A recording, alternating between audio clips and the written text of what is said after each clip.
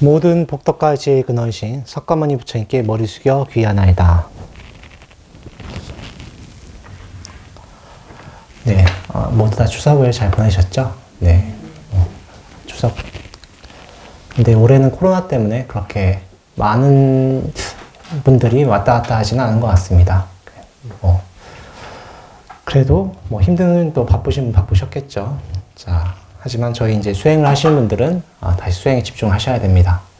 어떤 일이 있더라도 마음은 여여하게 하시고, 제가 여러분들께 이 초기 경전을 같이 하는 이유는 부처님께서 어떤 분인지 불자님들이 잘 몰라서 하는 것입니다.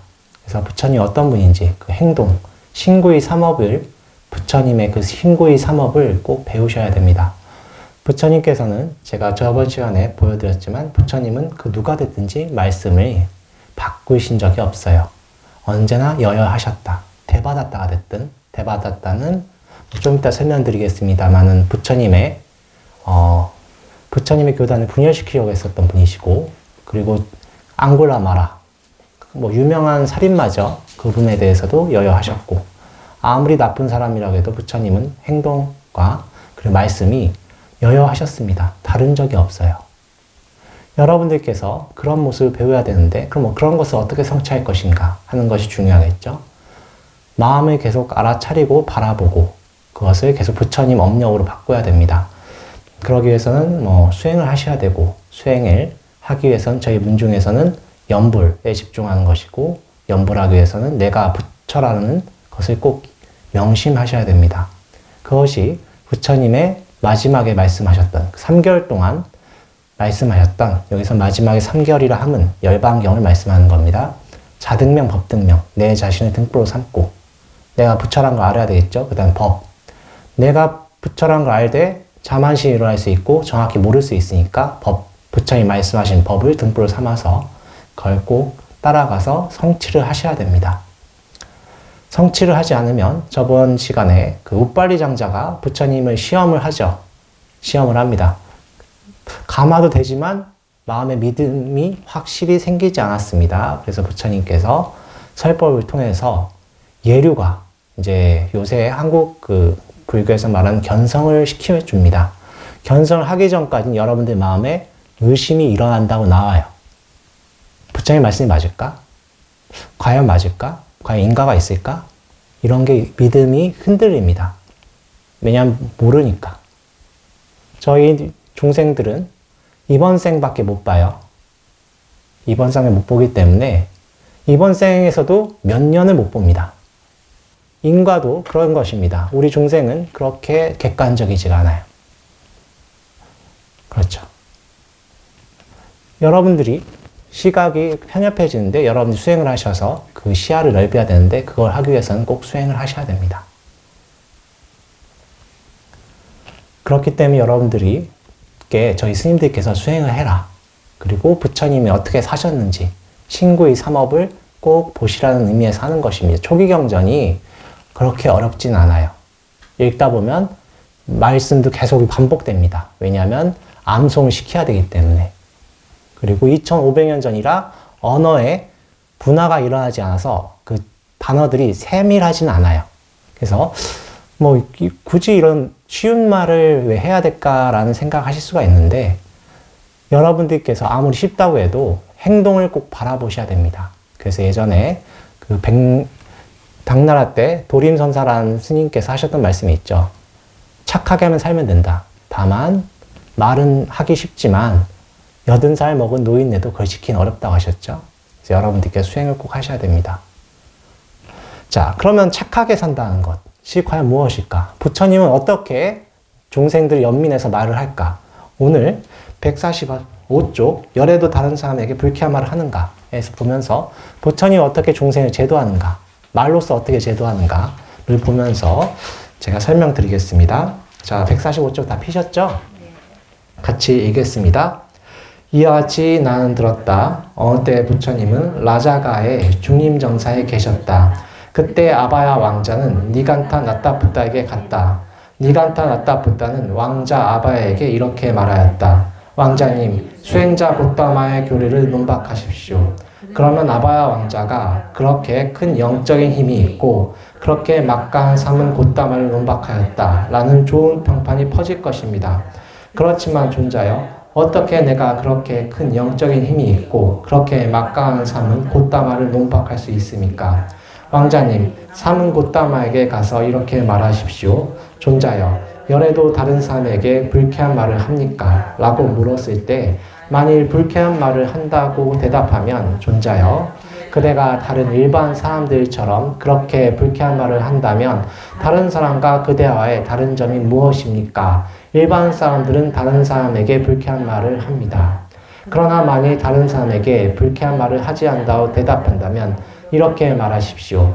존자여, 그러면 왜 데바다타에게 구제할 길이 없는 어쩔 수 없는 사람이라고 불쾌한 말을 했습니까? 데바다타는 그 말에 화가 났고 불쾌하게 생각하였습니다. 왕자여, 이와 같이 두 개의 뿔 달린 질문을 했을 때 수행자 곧다마는 그것을 뱉을 수도 없고 삼킬 수도 없을 것입니다. 잠깐만요. 자, 진퇴양난의 질문을 하자는 거죠. 미리 예견을 하고 다 준비를 해서 가져가는 것입니다. 준비를 해서 자기 생각을 가져와서 이 삼은 곧다마를 공격하자라고 모의를 하는 겁니다. 그죠? 뭐랄까, 간단히 보면은 굉장히 어려운 질문이죠. 그죠? 다 준비를 하기 가기 때문에 성자인데 불쾌한 말을 한다라고 하면은 이 사람은 일반 사람이랑 뭐가 다르냐라고 공격을 할 것 같고, 그리고 또 불쾌한 말 안 한다고 하면 거짓말을 하는 거잖아요. 데바다타한테는 듣기 싫은 말을 했었으니까요. 그런 말을 했었는데, 자, 여기서 먼저 아바야 왕자가 누군가인지를 제가 좀 설명을 드려야 될 것 같아요. 아바야 왕자는 제가 예전에 여러분들 제가 했던 거 다 들으신 분은 아시겠지만 지와까, 기바라고 하죠. 부처님의 주치, 의사를 거둬서 키워준 분이 아바야 왕자이십니다. 그래서 이 아바야 왕자께서는 이렇게 기바를 걷어 키웠는데, 이분께서는 왜 왕자라고 하냐면 빈비사라 왕 아십니까? 네, 빈비사라 왕 같은 경우는 부처님의 그 든든한 후원자였고 마가다국의 왕이셨죠. 네. 다만 말년에 좀 철학이셨습니다. 이거는 뭐 정토 삼부경, 아미타경 읽으신 분은 아시겠습니다만은 나중에 좀 안 좋으셨어요. 자, 이 빈비사라 왕의 적자는 아니었고 서자였어요. 이제 후궁의 이제 아들이셨는데 좀 자비심이 많으셨나 봅니다. 그래서 이렇게 지박가가 이렇게 버려진 걸 보고 걷어 키워서 이제 훌륭한 의사를 만들었었고, 그리고 이제 그 당시 크리샤트리아 왕족 계통은 이제 브라만교를 믿질 않았어요. 사문을 많이 후원해 줬는데 이 왕자께서는 이 니간타 자이나교를 후원을 많이 해주셨습니다. 아바야 왕자께서는. 그래서 이 자이나교의 니간타 따뿌타 마하비라와 함께 친해서 이런저런 얘기를 했던 것입니다. 자, 근데 이 시점이 언제냐면 데바다타가 아사세 사트루 왕을 통해서 왕자죠. 그 빈비사랑을 쫓아낸 시점인 것 같아요. 데바다타가 지금 부처님께 그 어떤 그 험한 말을 들었다고 나오죠. 예, 그게 왜 그러냐면은 부처님께 그 교단 분열을 조장시켜서 부처님 교단을 분열시켰습니다. 그래서 그때 부처님께서 이러면 너 지옥 간다라고 하셨던 시점이 있어요. 그래서 부처님이 좀 나이가 드셨을 시점인 것 같습니다. 이제 데바다타는 여러분들이 아마 큰 스님들 설법이나 다른 분들 설법에서 많이 들어보셨을 것입니다. 뭐 서구의 학자는 뭐 성경에 나오는 가롯 유다와 같은 존재다라고 하실 정도로 불교 경전에서는 굉장히 나쁜 사람은 나오죠. 자, 그래서 뭐 후기의 대승의 불전에 보면 부처님 생애에서 부처님과 어렸을 때 야소다라 비와 그 갖기 위해서 경쟁도 했다, 뭐 이런 얘기 나오는데, 근데 남방에서는 전해 오는 그 자료에 따르면 야소다라 동생이에요. 그래가지고 부처님의 사촌 동생입니다. 그래서 한 15살 정도 어렸던 것 같아요. 아난다 존자가 한 20살 정도 어렸는데 아난다 존자 형님입니다. 그래서 실제로 출가했을 때도 인물이 굉장히 좋으셨고 32상 중에 30상을 구족하셨다고 나와요. 그리고 율장이나 이런 데 보면은 신통도 부리고 굉장히 수행을 잘하셨다고 하십니다. 다만 이 데바다타가 왜 교단을 분열시키냐고 하면은 부처님이 연로해지시니까 그 자기가 안에 좀 불만이 있었어요. 어떤 불만이냐면 이분은 좀 원칙주의자였어요. 원칙주의자셨는데 뭐 부처님은 굉장히 유연하셨던 분입니다. 그렇죠? 그 당시 사문들의 흐름이라는 게 검소해야 되는데 극단적으로 저쪽 자이나교들은 벌거벗고 다니지 않습니까? 그죠? 벌거벗고 다니는데 부처님은 분소이라고 해서 원칙상은 그 시체를 감쌌던 천우를 입고 다녀야 된다고 하셨는데 제가 여러 번 말씀드렸지만 그 분소를 입어서 알러지 반응이 일어나고 불편했던 분한테는 넌 비단을 입어라. 이런 것을 허용해 주셨고 그리고 원래는 나무 밑에서 살면서 아럇나행이라고 하죠. 지금도 태국에 가시면 혹시 저쪽 가보신 분 앙코르와트 갔다 오신 분 계십니까? 없어요? 저도 안 갔다 왔는데 그쪽에 보면 정글입니다. 앙코르와트. 그래서 앙코르와트 부처님이 다 나무 뿌리에 감싸져 있죠. 그쪽에 가면은 아직도 아란야행 하는 태국 스님들이 계세요. 예. 그 숲속에서 이렇게 머무르시는 것입니다. 그게 원래 부처님 당시에 스님들 생활상이에요. 예. 하지만 부처님이 보니까 그거는 대중적이질 않아요. 그걸 견딜 수가 없어요. 그래서 부처님이 처음에 어떤 시주를 받냐면 여러 가지 시주를 받지만 그 정사 시주를 받으시죠. 그래서 절을 받아서 절 안에서 수행하면은 독충이 물지 않고 뱀이 침범하지 못할 것이다. 이것은 여러분들이 유익할 것이다 하면서 그 정사, 그 기원 정사 같은 거를 다 시주를 받습니다. 이게 왜 그러냐면은 이런 몸이라는 것이 학대를 해서는 안 된다고 부처님 생각하셨던 거예요. 몸은 도구일 뿐이지 이걸 통해서 그 수행을 해서 열반을 성취해야 되는 것이지 이 고행을 통해서는 열반을 성취할 수 없다는 것입니다. 여러분들 명심하셔야 될 게 수행하실 때 이제 요새 이제 뭐 광고 비슷한데 저희 삼성각에서 이렇게 목탁 치면서 수행하라고 제가 말씀드리죠. 그때 꼭 스님들처럼 서서 하실 필요는 없어요. 앉아서 하셔도 됩니다. 이 수행의 목적은 삼매를 통해서 마지막에 그 반야바람을 성취하고 반야바람을 통해서 열반을 성취하셔야 되는데 이 처음에 삼매를 들기 위해서는 자세가 안정이 돼야 돼요. 그래서 여러분들이 뭐 참선 처음 배우실 때 스님들이 어깨 긴장 풀고 허리는 세우라고 하죠. 허리는 꼭 세워야 되는 거예요. 다만 앉아있는 자세든 서서 있는 자세든 상관없어요. 그건. 허리가 굽어지면은 폐가 눌리게 돼요. 그죠? 폐가 눌리죠? 폐가 눌리게 되면 졸음이 옵니다. 왜냐하면 폐활량이 떨어지니까. 그죠? 그래서 허리를 피해야 됩니다. 그리고 허리가 펴지게 되면 또 조이기 시작하면 점점 머리가 처져요. 그럼 더 처지고 악순환이 되는 것입니다. 그리고 몸에 살짝 긴장감이 들어가 있어야 돼요. 그래서 허리는 꼭 펴셔야 되고 그 외에는 좀 자유롭게 수행하셔도 됩니다. 누우면은 좀 안 되겠죠? 누우면 안 되고 그런 것이 있는데 그런 전반적인 것들이 몸이라는 것이 좀 뒷받침돼야 돼요. 여러분들이 수행에 깊이 들어가기 전까지는 몸이라는 것이 있어야 됩니다. 몸과 마음이 둘이 아니에요. 처음 수행할 때는 부처님이 그걸 말씀하신 것입니다. 그래서 처음 사문들 문화를 부처님 조금씩 바꿔나가요. 유연성이 있으셨던 분인데 대바닷다는 그게 마음에 안 들어했어요. 근데 대바닷다는 그런 게 아니에요. 어떤 일부의 스님들은 그게 정말 마음에 안 들어 하셨던 것 같아요. 그래서 대바닷다가 부처님께 가서 부처님이 연로하셨으니 다음 교단의 주인을 추천해 주십시오. 교단은 이제 다른 사람이 이끌어야 됩니다. 절을 해 주십시오. 라고 하십니다. 예, 어이가 없죠. 그러니까 부처님이 뭐라고 하냐면 아니 그때는 사리부존자님과 목련존자님 살아계실 때니까 사리부존자 목련존자에서 있는데 네가 어떻게 그걸 이어받느냐. 넌 아직 아라한도 아니다. 그런 다음에 또 조건을 뭘 거냐면 5가지 계율에 겁니다. 첫 번째가 나무 밑에 살아야 된다. 지금 정사에 사는데 그러면 안 되신다. 나무 밑에서만 생활해야 된다. 두 번째로는 옷도 분소이만 반드시 입어야 된다. 세 번째로는 고기 같은 거 그런 거 절대 먹으면 안 된다. 예? 그리고 시주를 받을 때도 대중공양 들어오면은 지금 스님들은 가죠. 그것도 안 된다. 오로지 탁발로만 먹어야 된다.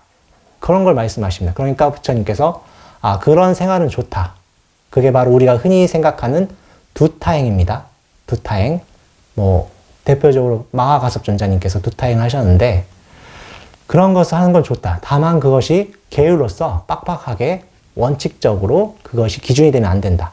네가 편하면 넌 그렇게 해라. 라고 하십니다. 하지만 그것이 표준이 되면 안 된다고 하신 거예요. 왜냐하면 그것이 안 맞는 사람이 있으니까요. 예. 그래서 부처님께서 그것을 거부하시니까 대바닷다 약이 올라가지고 누구를 이렇게 같이 편을 먹냐면 그 당시 왕자였던 아사세 사투르 왕을 찾아갑니다. 그래서 왕을 왕이 아직 빈비사라 왕인 시절인데 왕자였던 아사사투르를 이렇게 간신배처럼 모략해가지고 반정 일으킵니다. 그래서 아사사투르 왕이 됩니다. 빈비사라 왕은 그때 유폐가 돼요. 여러분들 인도 가보시면 뭐 인도 성지순례 가시면 마가다하고 그쪽에 가면은 빈비사라 왕 감옥이 있죠. 있습니다. 실제로 남아있죠. 남아있어요. 거기 유폐가 돼요. 부처님 쫓아낸 왕은 이제 아사사투르인데 아사사투르를 꼬드겨서 왕을 반정시키고 왕을 등에 업은 우리 대바다타께서는 교단 하나 새로 꾸립니다. 근데 그걸 가지고 부처님이 두 상수제자를 보내서 다시 그분들을 오시게 해요. 예, 그렇게 합니다. 근데 막 그 대바다타는 더 약이 올라서 부처님을 살해하려고 하죠. 살해하려고 하면 죽여버리려고 해요. 약이 너무 올라가지고. 그래서 뭐 출창 코끼리도 보냅니다. 뭐 코끼리 보신 분 알겠지만 덩치가 화물트럭이죠. 그 출창 코끼리를 보내면 죽으라는 얘기입니다. 술을 먹여서 보내는 거예요. 근데 부처님의 그 자비 명상을 통해서 코끼리가 도리어 그 무릎을 꿇고 코로 부처님 이제 발을 어루만져주고 그렇습니다. 그리고 두 번째로는 아사세 왕을 이렇게 부추겨가지고 살인마들을 보내는데 어떻게 보내냐면 한 명을 보내요. 어쌔신을 한 명을 보냅니다. 그런 다음 킬러를 한 명, 정확히 영어가 갑자기 기억이 안 나네요. 한국말로. 어쌔신 하시는 분을 보내는데 그런 킬러를 보내는데 한 명을 보내죠. 한 명을 입막음하기 위해서 두 명을 또 보냅니다. 이 목적은 아까 죽인 사람 입막음하려고. 그 두 명을 입막하려고 또 네 명을 또 보내요. 네 명을 또 죽여버려야 되죠. 그 8명을 또 보냅니다. 그리고 16명을 마지막에 보내는데 그 16명은 파티를 해서 독이 든 음식을 먹여서 없애버리려고 했어요. 확실하게 없애버리려고 부처님을. 근데 그 31분의 그분들이 부처님께 다 감화가 돼서 출가를 해버려서 그것도 또 끝났어요. 세 번째로는 바위로 굴려버립니다, 위에서. 부처님 지나가는 길에. 그러니까 바위로 굴려버리니까 어떻게 돼요? 돌이 떨어지죠. 근데 그때 바위마저도 감화됐다고 합니다. 그 경전에 보면. 그래서 바위가 떨어지지 않는데 천신들이 아마 막아줬겠죠. 부처님은 브라만신이 쫓아다니니까. 근데 그 밑에 있는 그 걸리면서 바위가 이렇게 절벽에 걸렸는데 돌이 튀면서 부처님 발가락을 찍어버립니다. 그래서 부처님 굉장히 아파하셨다고 하세요. 근데 아파하셨다기보다 이제 피가 많이 나셨겠죠. 부처님 같은 분이 뭐 그렇게 막 저희처럼 막 떼굴떼굴 그러진 않았지 않을 거 아닙니까?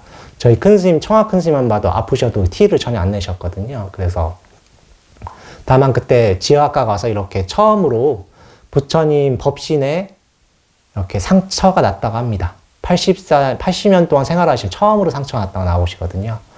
근데 그렇게 해도 부처님 이제 열반하지 않으니까 마지막에 손톱에 독을 묻혀서 부처님 쫓아갑니다. 쫓아가서, 근데 손톱에 독을 묻히면 누가 감염돼요? 본인이 감염되죠. 그래서 본인이 독이 올라서 시퍼렇게 되면서 죽어가요? 죽어갑니다. 근데 사람이 독이 오르면 그렇게 돼요. 이성 판단이 안 돼요. 죽어가면서, 마지막에 사람이 죽을 때 참회가 되죠. 부처님께 참회하는데, 부처님을 쫓아가지를 못해요. 그래서 남들, 그 추종자 무리들이 그분을 질거에서 실어서 부처님을 찾아가는데 부처님이 넌 나를 만나지 못할 것이다 라고 해요. 넌 나한테 부처님이라도 말을 못할 것이다 하는데 나무 불 하면서 그 땅이 문이 열리면서 지옥문이 열려서 땅 속으로 들어가 버립니다. 예, 그렇게 해서 그때 이런 이야기가 어디 실려 있냐면 뭐 율장에도 실려 있지만 그 대당서역기 현장스님 아시죠? 현장스님 대당서역기에 보면은 그때도 대바다타가 들어간 그 지옥에 구멍이 남아 있었다고 나오고 그런 흔적들이 다 나옵니다.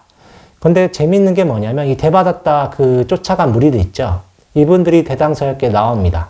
그 부처님 교단이 아니라 그 대바다타 교단이 대당서역기 나오기를 그때까지 남아있다고 나와요. 그분들은 그 과거 7불이 있죠. 과거 6불까지만 하고 석가모니 부처님한테는 공양을 안 올렸대요. 그러니까 석가모니 부처님은 인정 안 한 거예요. 그분들은. 그 어디에 남아있었냐면 네팔 근방과 벵갈 지방 이렇게 남아있었다고 하십니다. 그때도 철저하게 분소위만 입고 그 절에서 살지 않고 나무 밑에서 사시고 하셨던 건데 이런 것들이 어떤 의미가 있냐면 세상을 살아갈 때 다양하죠, 사람들이. 다양하죠. 예를 들어 술이라는 걸 생각해 봅시다. 술. 이제 부처님 율장에 보는 건 술이 절대 금지는 아니에요. 약으로서는 허용이 돼요. 근데 저는 술이 들어가면 저 같은 경우는 아예 분해가 안 되는 몸입니다. 조금만 들어가서 얼굴이 빨개져요. 저는 그게 그냥 독약입니다. 술 같은 경우. 그런데 이런 사람은 술이 그냥 관건이 되면 안 되겠죠. 부처님은 이런 걸 말씀하셔요. 사람은 다 제각각 인연이 있다. 제각각 인연이 있기 때문에 그걸 존중해서 그걸 도구로 삼아서 삼매에 들고 수행을 통해서 열반을 성취해야 되지 어떤 원칙주의적, 도구마적인 성향이 되면 절대 안 된다는 걸 말씀하신 거예요. 근데 저희는 어떻습니까? 내가 기준이죠. 내가 기준이에요. 여러분들 종교를 믿는 것도 종교가 옳아서 믿는 게 아닌 경우가 굉장히 많아요. 내가 생각하기에 옳아서 믿는 거고 그 다음은 어떤 메커니즘, 내가 믿으니까 옳은 게 돼버려요. 내가 믿으니까 옳은 게 돼버리기 때문에 잘못된 것도 옹호를 해버리게 됩니다. 사이비 교단에 빠지게 되는, 서울대 다니신 분들도 막 사이비 교단에 빠진 경우가 있죠. 그런 메커니즘이야. 내가 똑똑한데 내가 믿으니까 옳은 거예요. 그런 경우가 굉장히 많습니다. 그래서 부처님이 어떤 말씀 하셨습니까? 나의 말이라고 해서 무조건 믿지 마라. 검토를 하고 믿으라고 하셨죠. 그런 것 때문에 그렇습니다. 업력으로, 기계적으로 믿지 말라는 것입니다. 이해를 하고 생각하고 믿으라는 거예요. 그것이 옳으면 따라가라. 이런 말씀 하시는 것입니다. 부처님께서 이런 말씀 하시니까 대받았다 말 안 될 때 부처님께서 혼내셨던 거죠. 그래서 그런 이야기가 나온 것입니다. 근데 대받았다 혼내키는데 그것도 혼내키는 건 그걸 말 안 했다고 하면은 거짓말 했다고 이제 몰아붙이고 했던 거죠. 자, 그 다음 이어서 보겠습니다. 자, 같이 읽을게요. 니간타 나타뿌따와 이런 대화를 한 후 아바야 왕자는 그 다음날 아침 공양에 부처님과 3명의 비구를 그의 집으로 초대하였다. 왕자는 직접 음식 시중을 들며 온갖 맛있는 음식으로 부처님을 대접하였다. 공양 후 왕자는 준비된 질문을 부처님께 하였다. 존자님, 열애도 다른 이에게 불쾌한 말을 합니까? 왕자님, 그 질문에 대하여 일방적인 대답은 없습니다. 존자님, 그러면 니간타 나타뿌따는 졌습니다. 왕자님, 그 말은 무슨 뜻입니까? 그래서 왕자는 니간타 나타뿌따와의 자초지종 이야기를 다 하였다. 그때 어린 아기가 왕자의 무릎에 누워 있었다. 부처님은 왕자에게 이렇게 말하였다. 만일 왕자님이나 그대의 유모가 부주의한 동안 이 아기가 막대기 조각이나 작은 돌을 입에 넣는다면 그대는 어떻게 하겠습니까? 존자님, 그것을 꺼내야지요. 만일 즉시 꺼낼 수 없다면 아기의 머리를 왼손으로 잡고 오른손가락을 입에 넣어 입에 피가 나더라도 이물질을 제거할 것입니다. 왜냐하면 그 아기에 대한 자비심 때문입니다. 마찬가지로 왕자님, 열애는 사실이 아니고 진실되지 않고 유익하지 않은 말들을 아는데 이 말을 다른 사람이 좋아하지 않고 그들에게 불쾌함을 준다면 열애는 그런 말을 하지 않습니다. 열애는 사실이고 진실되지만 유익하지 않은 말들을 아는데 이 말들은 다른 사람들이 좋아하지 않고 그들에게 불쾌함을 준다면 열애는 그와 같은 말을 하지 않습니다. 열애는 사실이고 진실되고 유익한 말들을 아는데 그러나 이 말들을 다른 사람들이 좋아하지 않고 그들에게 불쾌함을 준다면 열애는 이 말을 해야 할 적절한 때를 알아서 합니다. 열애는 사실이 아니고 진실되지 않고 유익하지 않은 말들을 아는데 이 말들이 다른 이에게 기분 좋고 유쾌함을 준다 하더라도 열애는 이런 말들을 하지 않습니다. 열애는 사실이고 진실되더라도 유익하지 않은 말들을 아는데 그런 말들이 기분 좋고 유쾌함을 준다 하더라도 열애는 그런 말들을 하지 않습니다. 열애는 사실이고 진실되고 유익한 말들을 아는데 이 말들이 다른 이에게 기분 좋고 유쾌함을 줄 때 열애는 말해야 할 적절한 때를 알아서 합니다. 왜냐하면 열애는 중생을 향한 자비심이 있기 때문입니다. 네. 이게 자비심이에요. 부처님께서는 때를 봐서 한다고 말씀하신 거예요. 농담 같은 건 안 하시죠. 왜냐하면 그건 이득이 되지 않으니까, 유익하지 않으니까. 유익하지 않는 것은 하지 않는다는 뜻입니다. 부처님께서. 여러분들이 남들한테 말할 때도 마찬가지고 제가 저번 몇 번을 말씀드렸지만 불교를 다른 분들한테 포교하는 것은 복이 굉장히 큽니다. 법을 전하고 그분의 윤회 열반을 끊어주기 때문에. 그러나 적절한 때에 맞춰서 해야 돼요. 그분이 원한다. 부처님과 인연이 있을 것 같다 하시면 적절한 때에 말을 해야 됩니다. 제가 여러 번 말씀드렸지만 아라한이셨던 아짜문선사, 태국의 대아라한이시죠. 그분께서 이제 나라이셨기 때문에 숙명통, 타심통 이런 게 다 열려 있으셨던 분입니다. 그래서 그분께서 어떤 스님께 어떤 충고를 해요. 왜 충고를 했냐면 타심통이 열렸기 때문에 그분의 마음을 읽고 말을 해줍니다. 근데 그분께서 그걸 도리어 기분 나빠했어요. 왜냐하면 내 마음 읽고 내가 좀 숨겨진 걸 말씀하셨나 봅니다.